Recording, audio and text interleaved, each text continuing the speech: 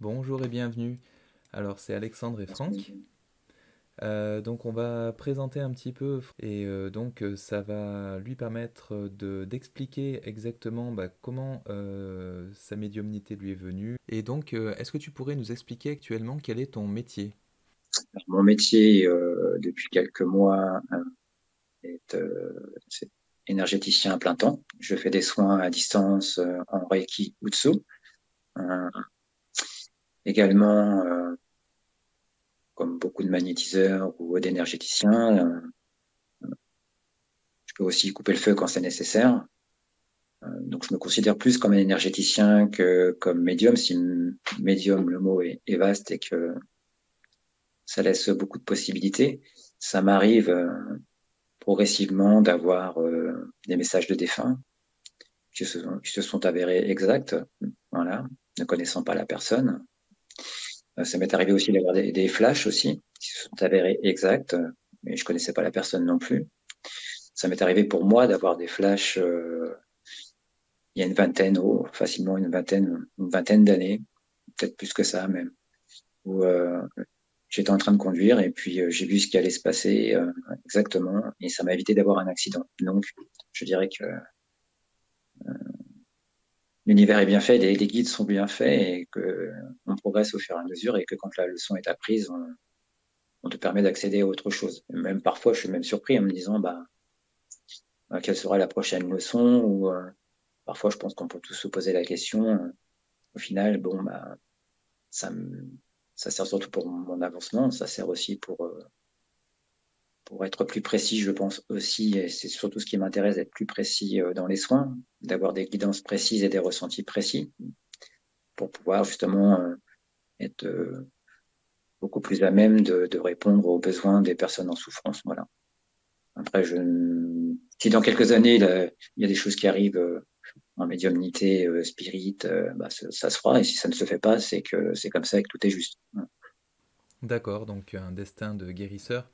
Est-ce que tu pourrais sinon nous indiquer comment ça s'est présenté à toi, le fait d'être appelé à devenir Alors, magnétiseur? ouais, ouais. Il y a, on va dire, j'ai commencé les soins énergétiques, les formations Reiki, c'est venu chercher mon âme en 2019. Et généralement, c'est un petit peu comme tout le monde. Moi, je suis déjà dans un âge avancé. Et c'est pas quelque chose que j'avais envie de faire enfant, même si enfant, il y avait déjà des subtilités. Euh, mais je l'ai fait parce que j'avais ma compagne qui avait des problèmes de santé. Et je me suis dit, ça vient chercher quelque chose en moi. Je vais essayer Le Reiki m'a interpellé. J'ai eu des discussions avec deux, trois personnes.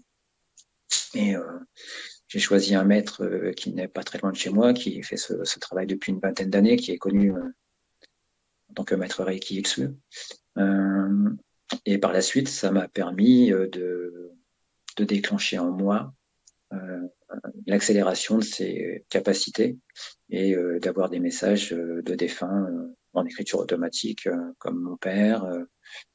Et, et puis, je me suis aperçu, en rencontrant des médiums à certaines conférences, où je ne demandais pas forcément d'avoir une information sur mon chemin de vie, que certains médiums sont venus me dire, j'ai un message pour toi, t'es là pour soigner les gens, pour guérir, pour même soigner les guérisseurs. Et bon, ce sont des choses qui te surprennent. Et j'en ai eu plusieurs de fil en aiguille, avec des expériences quand même assez paranormales aussi depuis 28 ans, depuis mes 28 ans, où j'ai commencé à m'intéresser au monde spirituel, aux esprits, au départ de mon grand-père paternel. Voilà, j'ai eu l'occasion de travailler, de rencontrer des médiums à ce moment-là, et ça m'a permis de mettre le doigt à la spiritualité, de faire des soirées spirituelles, mais toujours dans l'esprit de faire avancer euh, l'âme du défunt et non pas juste par curiosité ou pour s'amuser entre amis. Et de fil en aiguille, ça m'a permis effectivement de rencontrer des gens. Il n'y a pas de hasard. Des thérapeutes avec qui j'ai eu des expériences, des médiums. Et je me suis aperçu il y a quelque temps que le métier que je faisais depuis 19 ans ne vibrait plus. Ça ne m'intéressait plus. C'était un métier de bouche comme d'autres. Mais je me suis aperçu que ce qui vibrait vraiment en moi, dans mon cœur, c'était de faire ce métier maintenant. Et je voyais que tout était bloqué dans ma vie. Un peu comme dans certaines cultures où tant que tu refuses euh, d'être chaman ou d'être énergéticien chez nous, tout se bloque pour te dire, bah voilà, ton chemin c'est plutôt ça. Alors tu peux l'accepter, mais on te met des difficultés où moi vraiment il n'y avait plus rien qui fonctionnait quoi. Je gagnais plus d'argent, j'avais plus de contacts, c'était vraiment le blackout. Voilà. Et donc je ne regrette pas. Ok, donc c'est aller te chercher un petit peu comme si c'était vraiment ton destin. Et du coup, ça t'a permis d'améliorer certaines de tes Ouais, capacités ouais, dans le temps? ouais, c'était bluffant parce que effectivement ça vient chercher en toi des capacités que tu ignores. Et je pense que je dis avec les expériences que j'ai pu avoir, que ce soit pour moi ou pour les autres, j'ai eu des expériences de vie antérieure, de, dans mes rêves, des choses que j'ignorais complètement. Et je pense que tout ça a été déclenché par la formation Reiki qui est venue vraiment chercher quelque chose en moi qui existait déjà. Sauf que parfois on gagnerait du temps si on pouvait, dans nos rêves ou dans les akashiques, avec une hypnose régressive, si on pouvait avoir les réponses tout de suite en se disant ah bah voilà, à l'époque ce que j'ai travaillé, les compétences que j'ai acquises, bah je m'en rappelle tout de suite et ça me permet de me guider maintenant et d'être plus efficace. Maintenant ça marche pas comme ça. Donc c'est plus subtil que ça. Donc il a fallu du temps, mais effectivement quand tu fais des soins et que la personne que tu ne connais pas, euh, il y a un, tu rentres dans ses énergies, il y a une connexion d'âme à âme. Je pense que les gens quand on le voit, c'est pas non plus le hasard. Et ils viennent vers toi parce qu'à un moment, il y a peut-être une expérience de vie que tu as pu avoir et que tu as pu gérer. Et à ce moment-là, tu peux leur apporter tes compétences, tes expériences, sans jamais rien imposer. Parce que le but, c'est pas d'imposer, mais c'est le but de dire à la personne, dans le soin énergétique, c'est euh, tout est juste, vous allez recevoir l'énergie que je vais canaliser, l'énergie de l'univers, vous allez la recevoir et ça va venir chercher en vous des blessures et les faire remonter à la surface. Et ensuite, à vous aussi d'en prendre conscience et que ce travail vous permette à vous de vous auto-guérir, de vous remettre dans le chemin et de, de rallumer la lumière en vous, parce qu'on est tous des êtres énergétiques et je pense que la médecine de demain, ce sera une médecine effectivement vibratoire, ça je partage, j'en suis sûr, tout est vibration dans cet univers et quand tu vois les gens qui te disent bah ouais c'est venu chercher des choses en moi, euh, parfois les gens me disent pas forcément sur le moment au niveau des sensations, mais quelques jours après ça infuse, ou même sur le moment les gens pleurent, tu leur dis tiens j'ai une lecture d'âme, ou y a tel chakra qui va pas, je pense qu'il y a eu tel traumatisme dans l'enfance.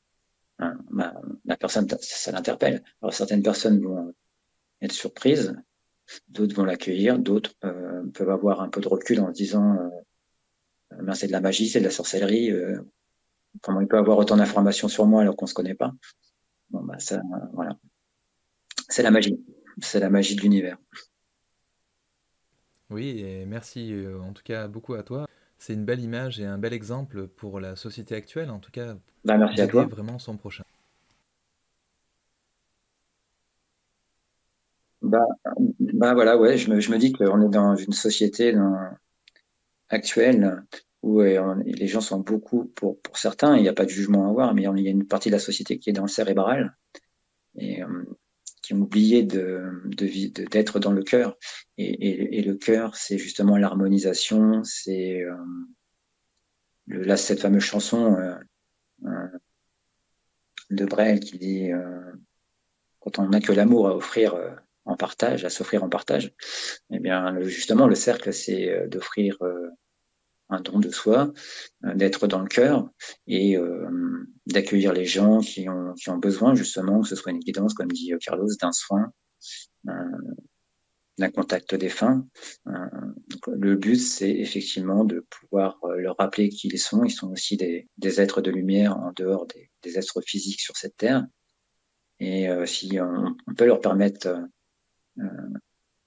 de se recentrer sur eux, de réouvrir leur cœur justement pour accéder à leurs différentes facettes et blessures, de manière à ce qu'ils puissent se sentir mieux et non pas les guérir, parce que on peut guérir une personne